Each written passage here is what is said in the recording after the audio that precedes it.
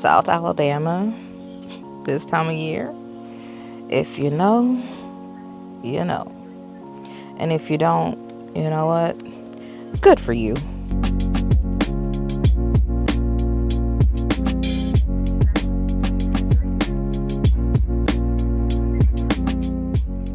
You know how long it's been since I've actually done a garden farm tour? It's been like forever. Forever. But that's okay because things are really starting to level out a little bit now. And today, the temperatures are a bit lower than they have been. Today, the temperatures are not going to get, I believe, above 75. And you may be able to see that there's a nice breeze today. The weather is what I would call perfect. Like, it is absolutely perfect. So I thought today would be a good day to go ahead and do a little bit of a tour, let you see what's going on here at Olle Gardens and some of the projects that we've been working on and some of the things that are not going as great as I wanted them to go. But I did say from the beginning of this channel that I would show you guys the good, the bad, the ugly, all of it. So let's get started. So one of the things about our property is it is rectangular. It is a corner lot, about almost an acre, right at 3/4 of an acre, give or take. And as a result, we don't really have a backyard. We have a back driveway that kind of goes into our back deck and everything. But there's not really anything growing back there except for the fig tree. And that's what we're going to go look at now. Here is our nectarine tree, which I'm already seeing that we are having more signs of that issue, even though we've treated again and again and again for it. But there was only a few nectarines on it this year. There was a lot of issue back and forth with the temperature and whatnot. And then we had a really late freeze. And I honestly didn't think there was going to be anything on this tree. But there is, remarkably, something on it. We have some there. You can almost... Oh, goodness. I am being blinded by the light. You can almost see the areas where the bugs have already burrowed in. Those will not mature. So I've got to do way more research. This tree will probably just stay just for sentimental value. But I'm not convinced we're ever going to get any more fruit off of it.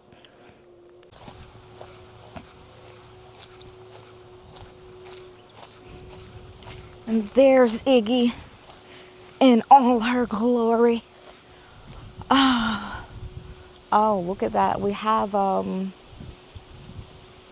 leaf-footed bugs on there. That's crazy. I've never seen them on there before. I knew this year was going to be an odd year for the fruit. And I said to myself, we have to plant as much as possible, because if we struggle, then that means other farmers, much larger farmers, are also going to be having issues. I'm not seeing any figs on here. That's not typical. We usually have something on here by now. So that's a little concerning for me. But the tree itself is beautiful. It's come out really nicely. I'm probably going to start harvesting some of the leaves for the freeze dryer. We've got some dehydrated leaves from last year, but this will be, I don't think I did any freeze dried ones. I gotta check my notes, but I believe this will be the first time that we're going to be doing the freeze dried fig leaf for our fig leaf tea and fig leaf tea blends. I just want to look all the way around and make sure I don't see. It smells amazing. This tree smells so good. It smells just like figs. So if you like the way figs smell, right now with the wind blowing, the leaves are just giving this very, aromatic, wonderful smell. I love it so much. This is like one of my favorite places to be. But the bees and the wasps also love it. And then there's this tree over here. That one that they also are drawn to. I can't think of the name of it right now. But it looks like our beauty berry, one of the beauty berries, is coming back good. Yeah. Very tall. It has to be because of this broad area here of trees, but that is it right there. So we'll just wait and see how it does this year. It was my intention to get out here and prune this tree back some so that the beauty berry could get a little bit more sunshine. But of all the things that need managing on a homestead, some things just fall through the cracks. This has become one of my new favorite sitting areas in the evening time. Brady's out here doing his laps. I can sit in the shade and just kind of watch him from the whole yard. I've got a pretty good view of everything. This rose bush has been, you can't kill this thing. And I mean, I'm not trying to, but it's so cool that we have it on the property. We moved it from the back of the property in the driveway when we put the fence up, and this thing, has it been 2 years yet? Yeah, 3 years ish. It's moved from the back of the property, and now it's just here on the front corner of the property, and it's just doing so good. We've done nothing to it. We should have pruned it, but we did not, and now it's just everywhere. And we have berries growing in there. We have some type of vine. Oh, and this other stuff that I can't think of the name of it right now. That's good for your lymphatic system. It's growing in there. Everything's growing in there. This is going to be such a challenge to get tame between the wild blackberries and the rose itself. We're going to have to be like completely covered.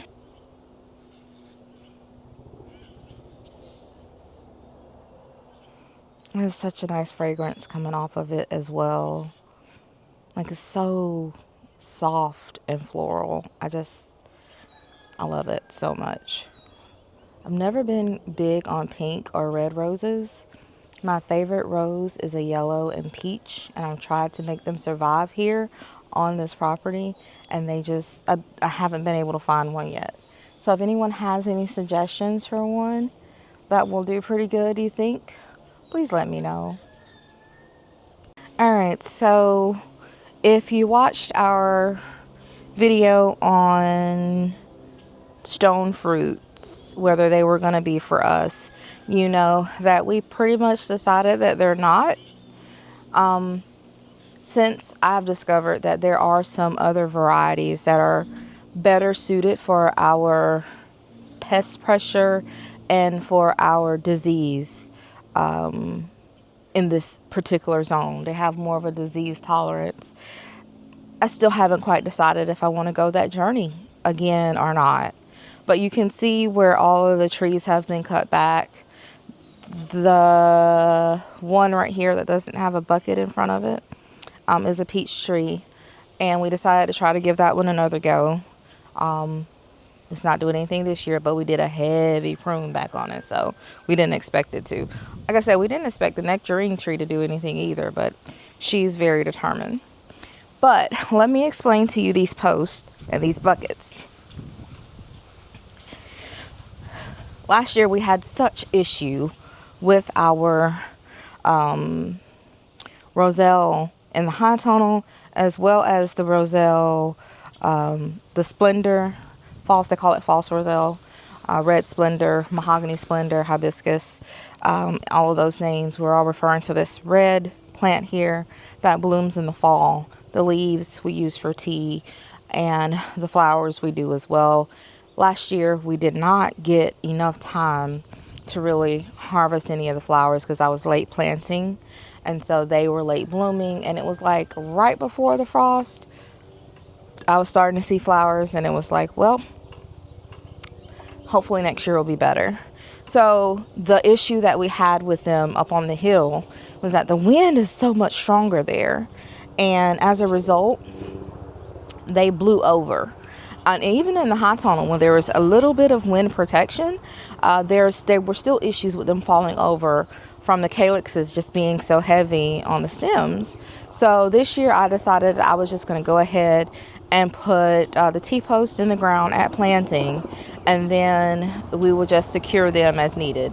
The plastic T-posts are not enough. They bent those so bad, so we just went for the metal T-posts.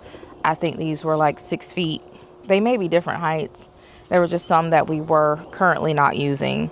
And so we've kind of alternated with those. Here, this is a red one. I believe this is a white roselle, which should give us white calyxes. And existing post, we also have a white roselle too. And we planted some tomatoes here, and I have, I think, 3 more that I'm going to plant. And what I'm just going to do is I'm going to just drop a string down from here. This trellis was put in place for the grapevine that you see here. It came back. Remember, we had 2 of those. One we accidentally killed, literally chopped it up a couple of weeks after I put it in the ground. I did that myself, and I feel so bad. But you know, it is what it is.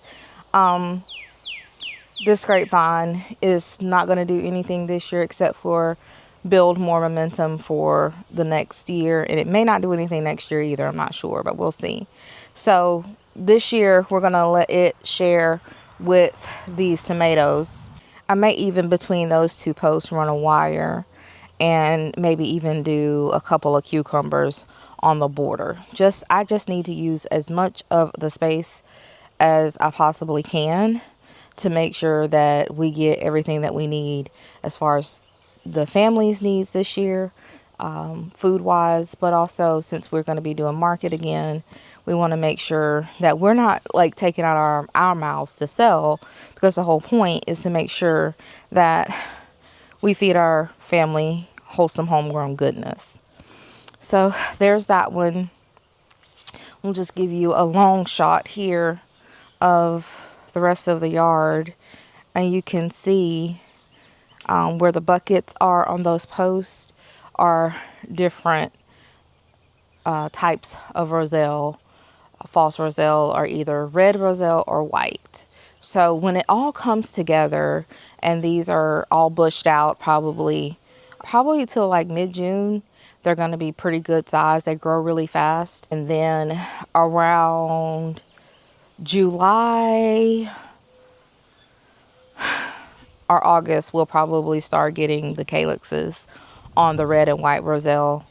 And then not until like October will we start seeing the flowers on the red splendor hibiscus. So that's that. I haven't watered today, so things are looking a little puny, but I didn't want to water because we were supposed to get some rain, but we didn't.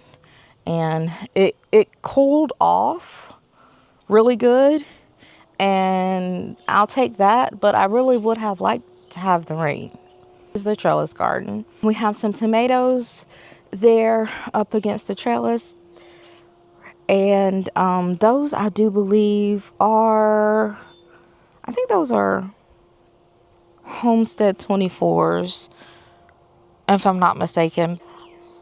Eggplants in this bed along this trellis, this section right here. There's like, what, 4-foot section in front of me that we're looking at.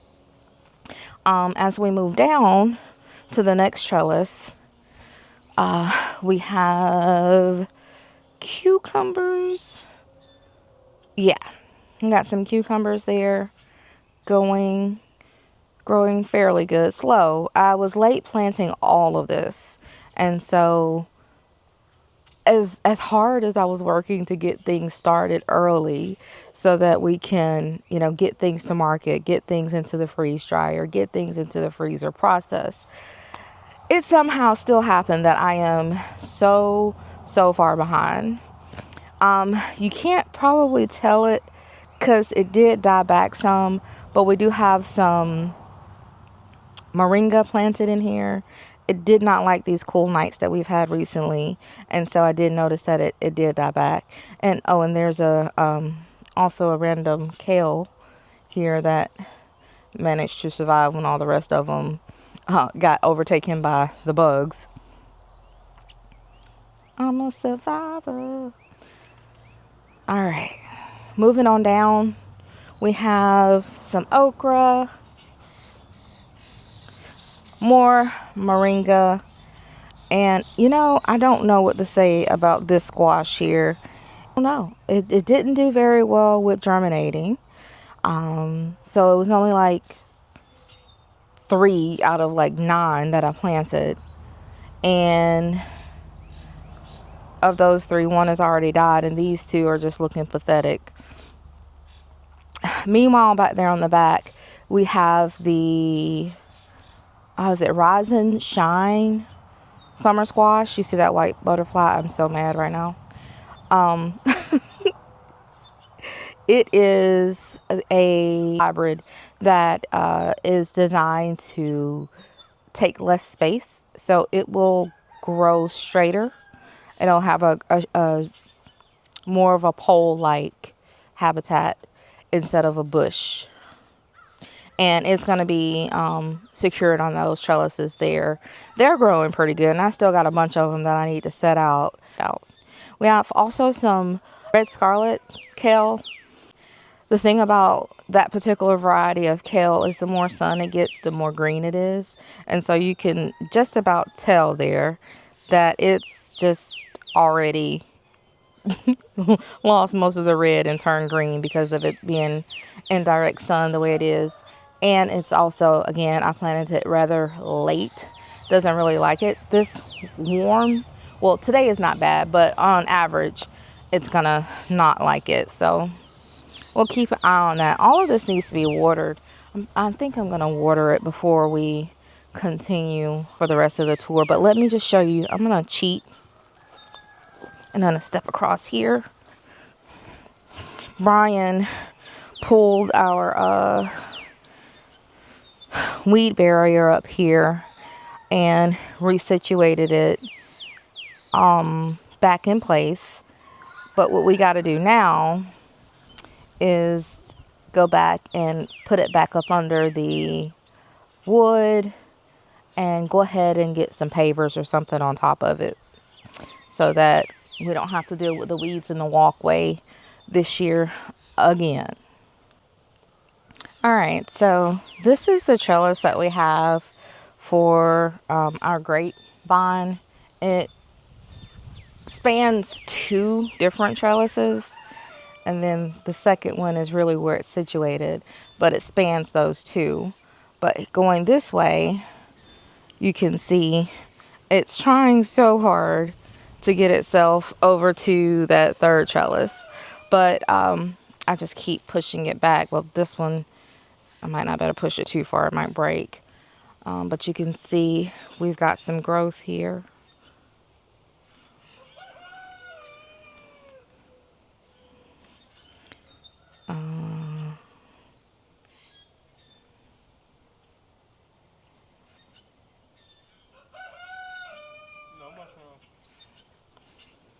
And so eventually these will be clusters of grapes. I'm very happy with how these have a very interesting smell too. I just Hadn't noticed that before. I am loving this area. I'm so excited for it to continue to grow and become my shade area for the year. It's where I like to sit and hide. So it's got to grow so that I could have a hiding place. Besides the lemon trees anyway. Looking really good. So now we'll step on over and I'll show you the cabbage patch, which again, y'all, is looking really pitiful. Cabbage patch said, now you know good and well, I am not designed for this type of heat. But again, like I mentioned earlier, there has been no watering. So despite that, we do have, it's looking pretty good. It's looking pretty good. I can't fuss too much about this. It's looking pretty good. Harvested some of these snap peas too.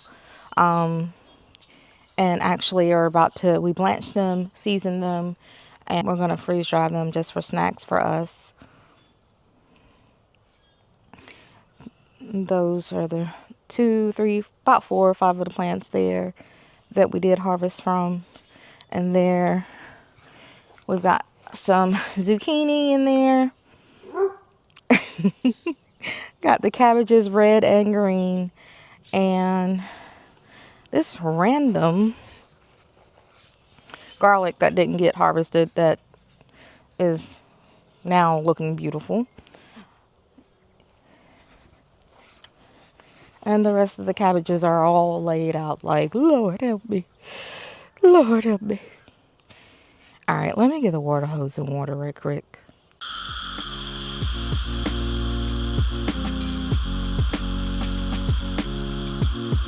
Gotta pull that thing out of there.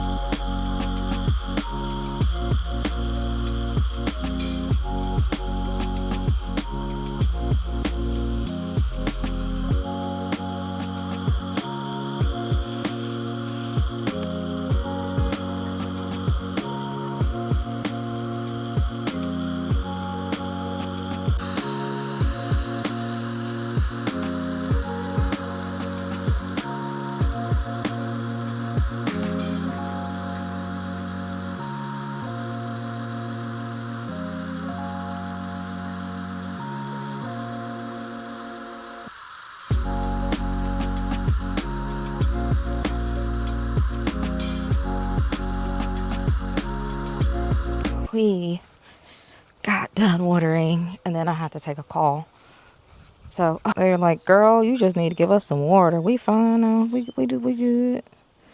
We better. That's cool. I always love to see that. Showed you all of this. I showed you the trellis garden. Showed you the orchard. Let me just go over here right quick and show you. This is a little planting area where we've got a bunch of different things sitting, waiting to be planted or waiting to be harvested. So we have some leeks there. We got some tomatoes, some squash, some random stuff. This has all been, it's just going to be layered with some pavers ultimately as an area where I'm going to be keeping my pots, because that's how I started, and that's how I'm probably going to always have something in a pot growing, always. Just because it just feels like the right thing to do. Sometimes my body's going to be like, girl, you don't need to be on that ground. You don't need to be digging in that dirt. And in those days, I can just play in a pot. How about that? In this bed here, we do have some corn that was set out. That corn did not germinate very well. And so I'm going to go back and direct seed into this bed here. It's basically filled with partially composted manure and peat moss and some soil. So it's pretty rich.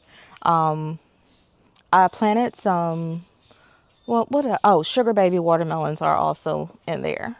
So they'll just be able to kind of fall out and do their thing. Oh, do you see the difference between that elderberry and this one? That one and this one. This one here is light green, like yellowish green, like it was dying. And let me tell you what had happened. The holes in the bottom had some kind of way clogged up and water was building up in it. I did not even realize it. And I kept wondering, why is it looking so bad? The water wasn't pooling at the top, but it was pooling under the surface. And so when I kind of stuck my hand in there, because I thought it was maybe too dry, I felt all this water, this moisture that was just building from the bottom. And so that's a PSA to pay attention to your pots. I had cleared that hole when I first purchased these pots. You know, they have a little plug in the bottom and you just pop it out and, you know, it drains, and it had several of them. But for some reason, they had clogged up in this particular one. I don't know what happened, but anyway, now even the kale that's in there, let me see if I can zoom. Even that kale that's in there, it had also started to turn yellow. So it rebounded a lot quicker than the tree itself is. But you may have noticed that my video is quite jerky at certain points. I realized after shooting and then when I began to edit this video that my settings had some kind of way been changed to where my pan had been moved to fast rather than slow. I am so sorry, but I did not have the time to reshoot this video, so thanks for bearing with me. And so we're passing the lemon trees. They already have beautiful lemons on them. I'm gonna zoom in a second, but this area here, you can see our leeks on this side and that side there. You can see there's quite a bit of difference in the way that they look. And that is because of sun exposure. There's a lot less sun exposure on this side of the bed versus this side. So even crops that like to grow in the cooler months, they still need that whatever 6 to 8, still need it to grow healthy, vibrant, to reach their full potential.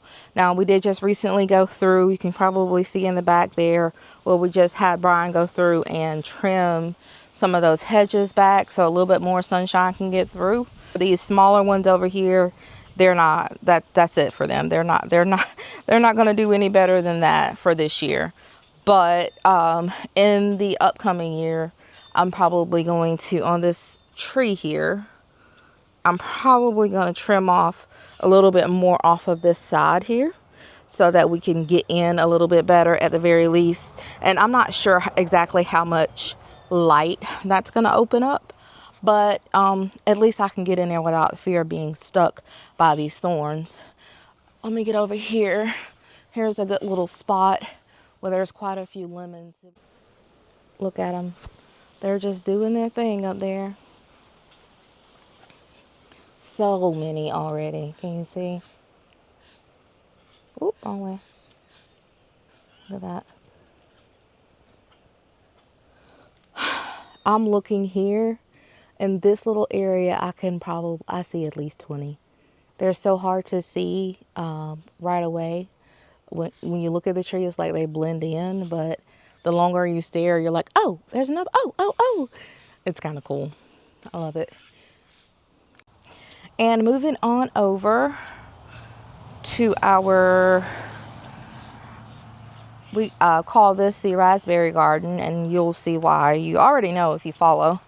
It needs to be weeded again. It was weeded 2 weeks ago, and it's already looking like this again, where you have to really stare to see what is growing here. But in our back corner, we have our main raspberry plant on the cattle panel, and then we have 3 offshoots that I've clipped away from the main vine. And what I'm going to do is I'm just going to get some wire and wrap around and redirect them back to that back fence post there. Primarily because I have peppers growing in here and I don't want them to overtake the peppers. I also don't want to be chopped up by the vines as I go to harvest said peppers. So there is 4 or 5 pepper plants in here. Maybe I will be able to circle them for you so they kind of hop out at you. See, 1, 2, 3, 4, 5. Yeah, there's 5. And some of them are actually putting on blooms. In addition to those peppers, we have some eggplant. There's one there. And here's one over here, right down by our Sam's box. That box is another one that we're going to be using to layer some areas to slow weed production and grass production in some of our growing areas. We get a lot of items shipped to us, and so what I like to do is in areas where I'm not trying to that are not high traffic, I'll just put the box down around something and keep it moving. That's the plan for this year anyway. All right, let's see about this tree. We are, say hey, Brian. Say hey, Brian. Hey. Okay, he's in a mood. You in a mood? Okay, he said he in a mood today. I don't see a whole lot on this side of this tree, but the other side is loaded. I wonder how much of it has to do with the sun exposure, like how much sun each side is getting, because I notice this side over here on this side is getting a lot more of the fruit coming on. Now the whole tree was full of flowers, but where they're actually becoming fruit on these 2 trees is in the side that is most sun facing. No, that's not right. Getting the most sun. How about that? And what do we just say about this bed over here when it comes to that sun thing? Okay, so now we're gonna go ahead and head up the hill, and oh, let me show you the muscadines. They're 50 feet up in the sky in that big old tree. It's because I haven't done anything to maintain them. I've been terrible. Just terrible. But they are growing. They're doing their thing. We will have some again, but I'm sure the squirrels will help us with that yet again. Ugh. Coming into the time of the year where there's spiders everywhere. Hey, Pepsi Boo. Hey, Pepsi Boo. How you doing? Hi, Pepsi Boo. You need your water? Don't need your water? There. Let's get your water. It's like...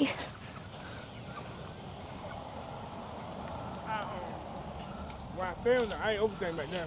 Okay. I opened that and then I put it down the ground. That was okay? That's fine for today. Because I Hey, Bookums. Hey, Bookums. Hey, girl. Hey, she said, oh, what you doing? She scares me. She just examines things so detailed.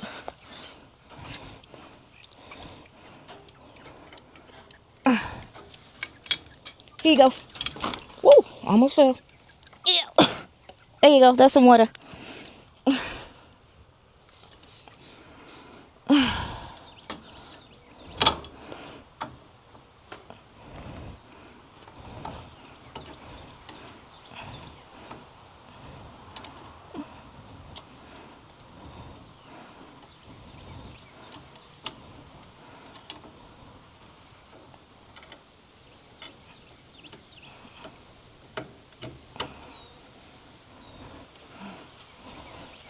All right. Is that good water? Is that good water, Pepsi?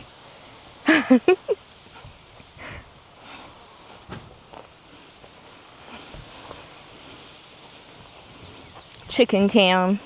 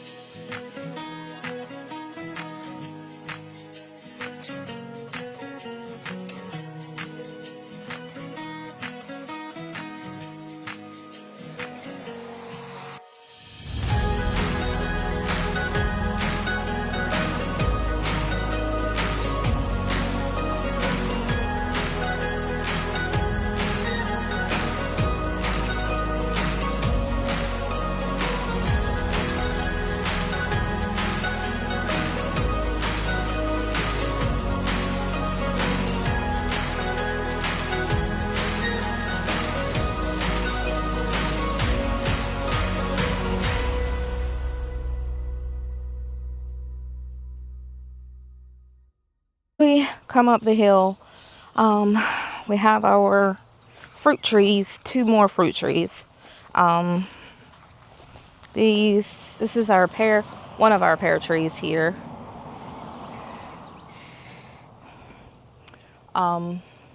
It's doing pretty good. How many? We've got quite a few. This branch right here had a lot on it last year, and you can see it's still bent. See how it's bent there? All the way down. But it's got a good amount of fruit on it. One thing that I am really disappointed in is that we have not yet been able to get this crepe myrtle situation situated.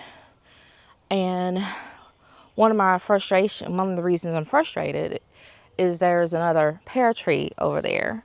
And because of the shade that this is casting, it's making it impossible for that one to bear fruit. It did put on blooms this year, but as far as I can tell, I can't really get too close up to it. There's no fruit on it. But that's a whole little jungle up there, isn't it? Like, the birds love it. They are out here in the evening times fighting and carrying on. But it is huge. It just keeps going. This entire area up here that would be really good for fruit trees. Hey girl. Hey girl. You're so nosy, mama. Oh, so nosy. You're so nosy. Yeah. I am. I can't help it. Guess what? She studies everything in a way. I promise you. Like, they said a chicken started talking, it would be this one.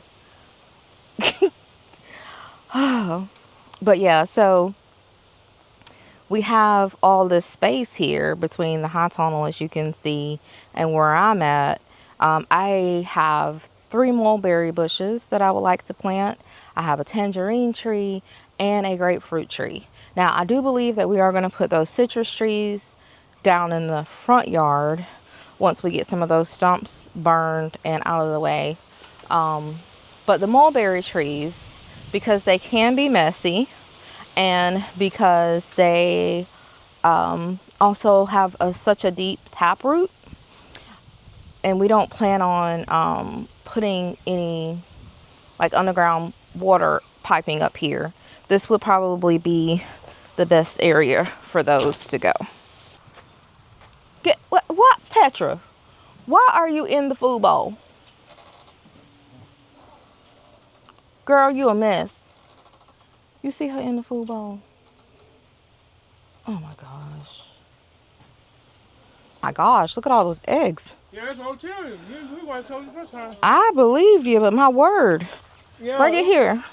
Bring it here. Can you carry it without dropping any? It's 2 baskets? Yeah, it's I'll find some more 16. Did we get eggs yesterday? We didn't get eggs yesterday. Okay. That's what it is. Because I have to be careful with gentle ones. No. It's okay. Don't pick it up. No, because I don't want to drop our food. I forgot we had a special event yesterday, and what you say? What you say, ma'am?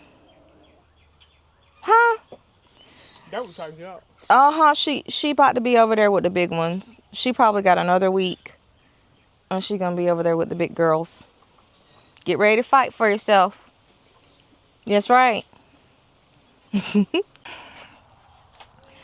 And yeah, things are looking a little droopy in here. We have to order another pump.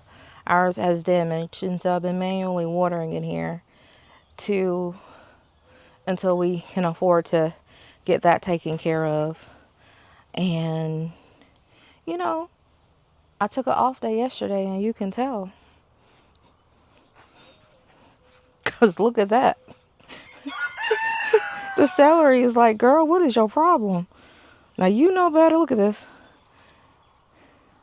I'm wondering, that's probably a combination. Oh, listen at Pepsi. Now that I'm not over there, he wants to sing. That's probably a combination of wind and dryness, needing to be watered. So this is what things are looking like in here real quickly, because I, again, need to water. And it seems like the wind decided to stop when I got in here. How about that? Our first two rows right now don't have anything on them. But on the back side, back there, I am probably going to do an experiment with some type of melon on that trellis in here. Because melons do require, pollination and all of that, it's just going to really be by chance, or I may even be hand pollinating on those. I just got to see if I'm really going to have the time for it, if I'm going to be able to make the time for it, so on and so forth.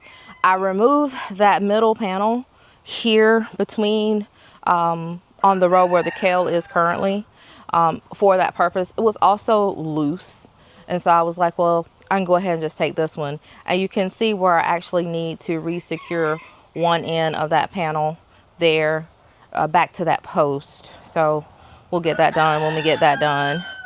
The kale is doing great despite the temperatures. This end of the high tunnel does get a little bit more shade because of those trees out there. So I think that has contributed to them doing so well. And I'm not expecting for them to go probably another few weeks before I start to notice signs of bolting. Here we also have some onions. We did harvest some, but for the most part, all of our onions are still growing. Some of them fell over, but they're still managing to grow somehow. I don't know what's up with that. That's new to me. So I'm just feeding them, and the greens are continuing to grow. But I can see on these right here, those are not growing anymore. I can see where it's really choked off right there at the stem. So I'll go ahead and pull those. Let me come around here. The celery did really good this year. I cannot sing its praises enough, despite the fact that it looks kind of wonky right now. And the only one that we did have issues with going to seed is the same one that we always have issues with, and it is the white Chinese celery. Or is that the pink? I think it's the pink. But I decided to go ahead and let them go to seed, and next year I'm going to replant those seeds and see if maybe we do better with those seeds holding up a little bit better since they were grown in this environment. We'll see. Beside our celery, we have some eggplant that has been growing pretty well. You can see they're interplanted with some Swiss chard that had really spotty germination. I've also come back through and reseeded. What did I plant here? Basil. I think basil. basil on this row. Basil likes it hot, and so I figured it should do pretty good in this zone. The Swiss chard that did remain and that did germinate is doing pretty good. I wish there was more. I love Swiss chard, and we have quite a few market members that love it as well. And so I'm kind of disappointed in that, but I guess we have time to plant more before, Swiss chard you can practically grow year round here. So there's time. We also have some carrots that we're kind of just watching to see what they're going to do. We pulled about 50 or so from this little section down here. You can see the ones that are currently growing are not really doing a whole lot. This isn't a good carrot year for me, but it's been a good kale year. So it's like we kind of have to alternate between what we get and accept whatever the ground decides to give us. Back in these that bed there is just some composting leaves, and then we have some house plants, our nectarine tree and grapefruit tree, and then in the orange pot over there we have those 3 mulberry bushes that I said we need to set out. All right, so as we come on around, I'm standing in the middle of the hot tunnel, which is the hottest zone in the hot tunnel. But you are now looking at right below the middle, which is our main tomato row. We have lots of tomatoes growing pretty well, and I'm really happy about that. Again, I probably could have been a little bit further along with these, but I was nervous. But we are getting some flowers on there. And somewhere along here, there is a baby tomato. I saw it. Probably won't be able to find it today, but it's here somewhere. We just came through and sprayed BT on everything. As you can see, everything is looking very nice and green. But that's just at the point where the bugs and the caterpillars and everything seems to want to come in and taste. Our collards are having some issues with aphids right now. And so I am really trying to decide if I'm going to continue to fight with the aphids, or am I going to go ahead and just pull all of those. I've been spraying, been doing all of the things that I know to do organically, but it's just so bad. What I know works, I can't afford to do right now, and that's lady beetles, ladybugs. They work really well. We had a really bad infestation one year in here earlier on, and we used at that time we were a part of a grant and research program for pest exclusion, and we were able to get funding to get 1,500, I think, ladybugs, and those girls got in. Well, I know they're not all girls, but they got in and they did their thing, and it was just amazing to see how efficient that they were at doing what they did. And for a little while we had a small population in here, but I say it probably lasted the next season, and then we were back to having those same issues again. So there are some pests that you're going to continuously have problems with. And as far as the aphids, there's a soapy spray you can do. They're not hard to kill, but they have safety in numbers. For them, it's a lot of them, and that's how they are able to survive. And they're easy to transplant plant from one area of your garden to another, on your clothing, on your utensils, your gloves, and then boom, whereas you didn't have an issue on one side of the high tunnel, now you do. And so knowing that, I tend to, if I'm doing anything, I tend to work from the left side of the high tunnel to the right. And then once I'm over here, I usually just leave. That's the last thing I do for the whole day. Even outside, I'm usually going in and getting out of those clothes and taking a break for the day. So it is important to keep an eye out for those type of things. Once your numbers get to a certain point when it comes to the aphids, it's almost like you just need to pack it up and quit. Today I do need to plant some more arugula, and so I have that out here. Here's some of those onions that we did already harvest. I just left them out here to cure.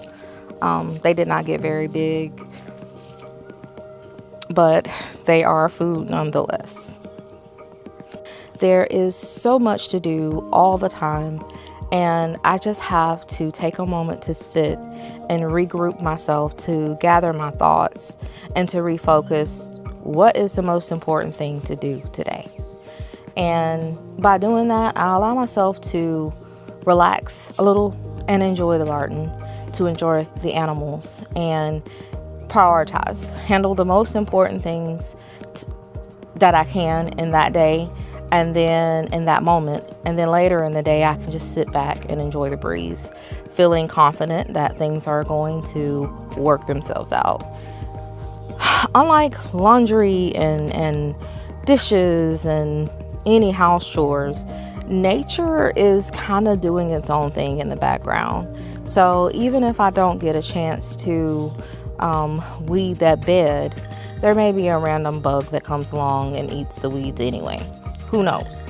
And if not, guess what? It'll be there when I get there. So it's interesting to just know, as you garden over the years, what things you can put off, what things you have to prioritize, what you can come back to, what if you don't do, you're not going to have a garden anymore. Just putting all that together and knowing that I have a lot more peace this year than I have had in times past, and I'm thankful for that. So I hope that you enjoyed this video, and I hope that your garden is growing well, and I hope that you have a great spring harvest. Thanks for watching. Grow big from home. See you in the next video.